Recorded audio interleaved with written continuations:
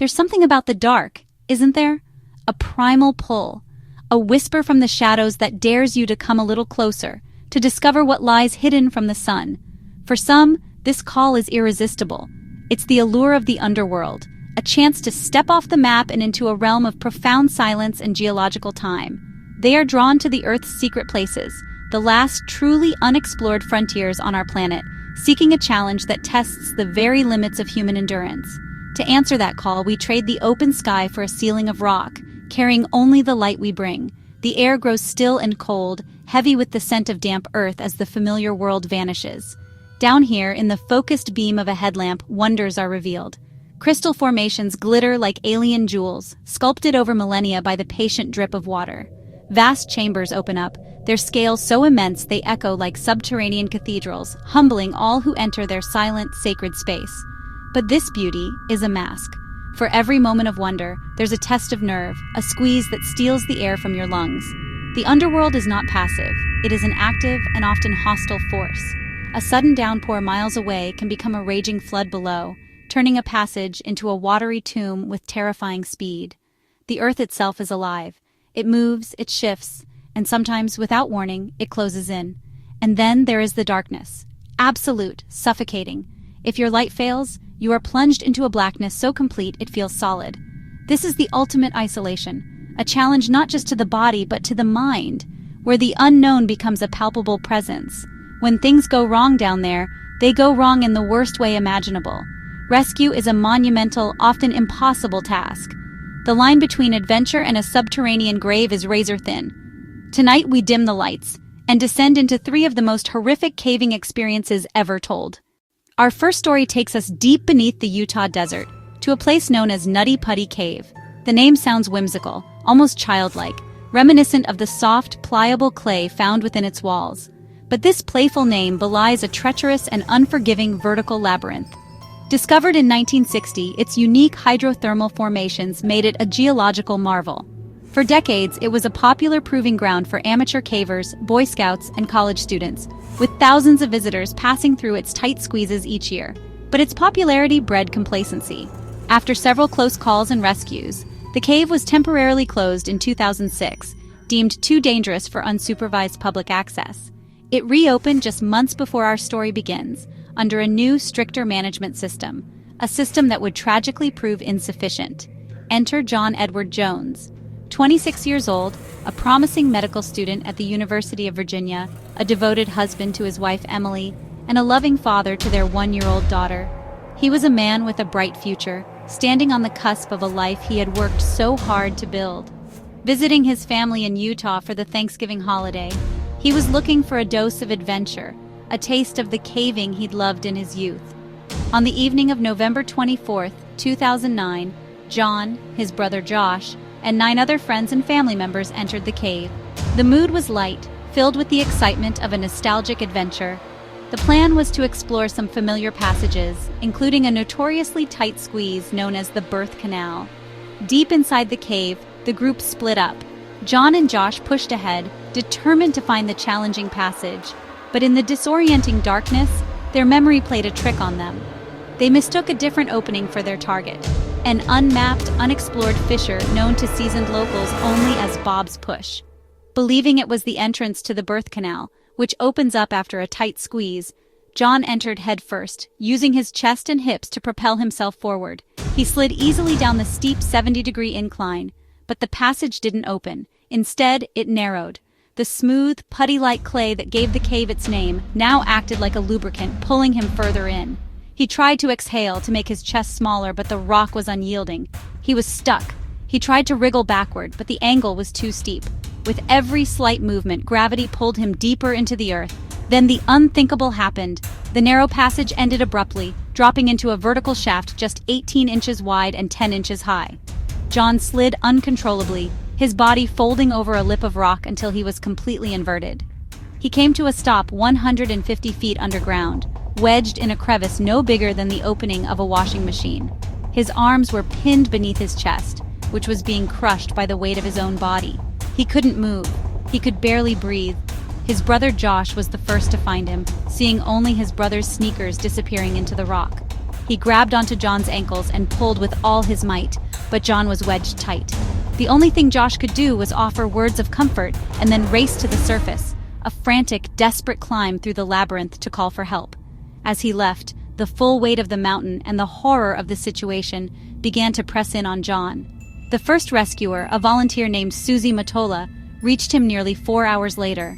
The journey to John's location was a grueling ordeal in itself, requiring her to crawl and squeeze through the same tight passages.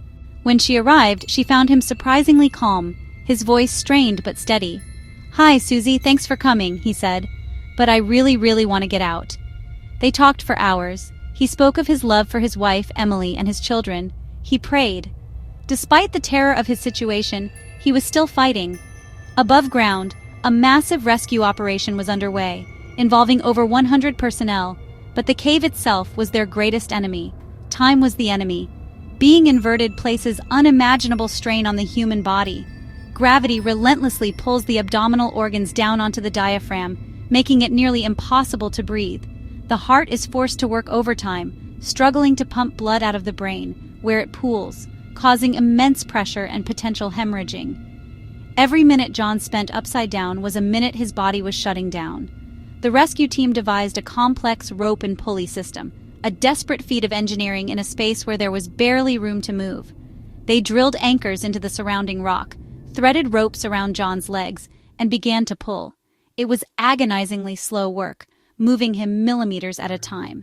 After hours of painstaking effort, they managed to lift him. He rose several feet, enough to relieve some of the pressure on his chest. They gave him a sip of water and, most importantly, they passed him a radio to speak with his wife, Emily. In the crushing darkness, her voice was a lifeline. I love you," he told her. For a moment, a single, brilliant glimmer of hope pierced the gloom, then the unthinkable. A groaning sound echoed through the narrow passage. The main anchor point, drilled into the soft calcite rock, had failed under the strain. The rope went slack. With a sickening jolt, John slid back down into the crevice, landing even deeper and more tightly wedged than before. The brief moment of relief was shattered. In the silence that followed, hope died. The fall had broken the rescuer's spirits, and it had broken John's body. The hours of immense physiological pressure had taken their irreversible toll. His breathing became shallow and erratic. His responses over the radio grew weaker, then stopped altogether. A rescuer managed to get close enough to confirm the worst. After 27 agonizing hours trapped upside down in the dark, John Edward Jones went into cardiac arrest and passed away. The rescue mission became a recovery mission, but sending another person into the same deadly trap was deemed too great a risk. After much painful deliberation with the family, officials made the heart-wrenching decision to leave John's body where it was. The Nutty Putty cave would become his final resting place. They sealed the entrance with concrete, entombing him forever within the mountain that had claimed him. Today, a plaque is fixed to the rock outside the sealed entrance. It honors his memory, a solemn warning carved in stone.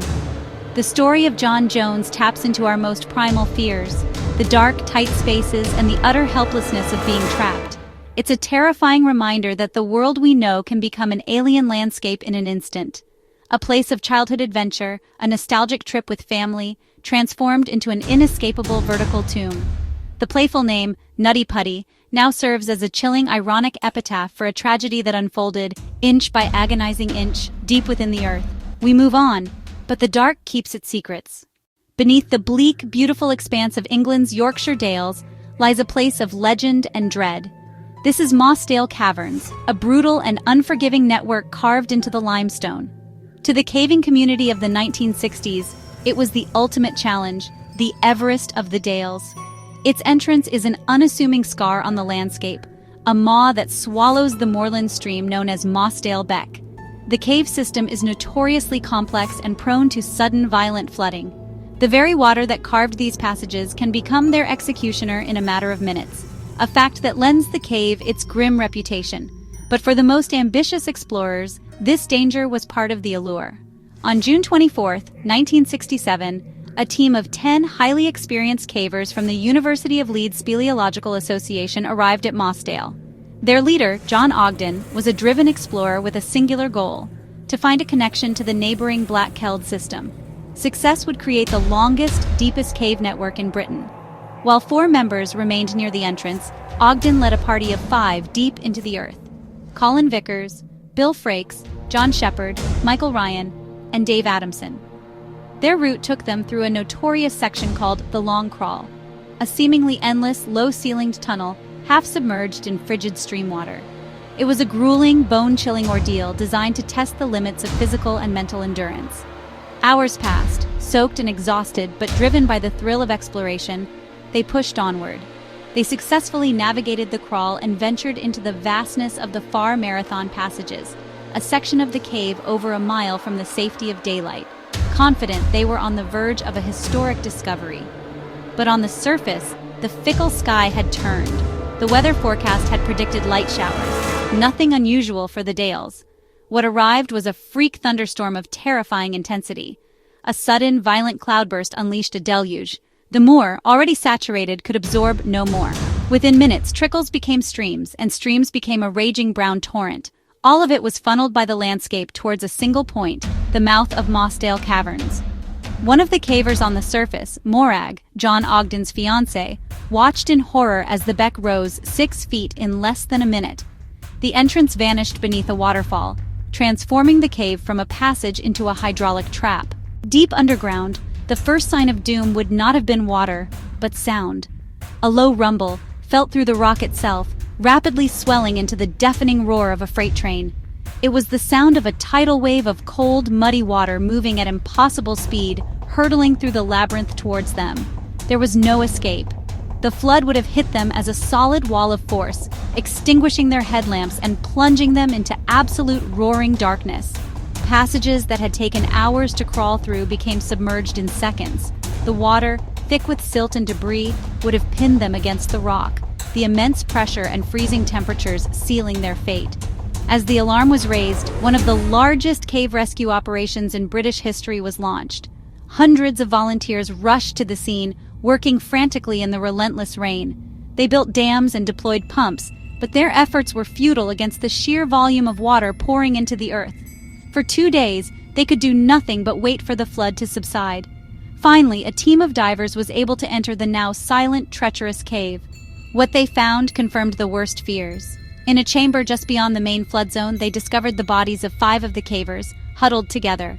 They had found a small pocket of air, but it was not enough to save them. The 6th, John Ogden, was found further downstream, swept away by the initial force of the torrent.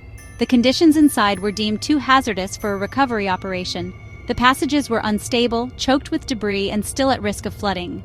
After agonizing deliberation, authorities made an unprecedented decision. Mossdale Caverns was to become a tomb. The entrance was permanently sealed with concrete, entombing the 6 men within the rock they had so loved to explore. The Mossdale disaster remains the single greatest loss of life in British caving history. It served as a brutal lesson, leading to significant advancements in cave rescue techniques and weather monitoring.